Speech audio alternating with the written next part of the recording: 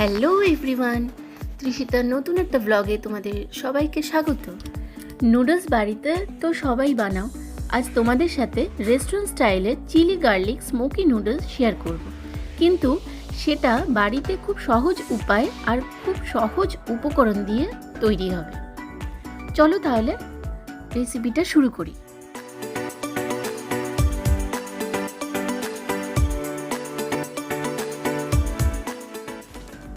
প্রথমে নুডলস বানানোর উপকরণগুলো নিয়ে নিই। আমি আগেই নুডলস বয়েল করে রেখেছি, নুডলসটা ঝরঝরে হয় যাতে, তাই একটু অলিভ অয়েল মাখিয়ে রেখেছি। এবার বাঁধাকপি, ক্যাপসিকাম, গাজর, পেঁয়াজ, রসুন ও লঙ্কা জুলিয়ান শেপে কেটে প্লেটে রেখেছি। প্যানে অলিভ অয়েল নিলাম। প্রথমে রসুন কুচি ও লঙ্কা কুচি দিয়ে নাড়াচাড়া করছি যতক্ষণ না গোল্ডেন ব্রাউন হচ্ছে। এরপর পেঁয়াজ, একটু চিলি ফ্লেক্স, পরিমাণ মতো নুন ও সোয়া সস দিয়ে নাড়ছি।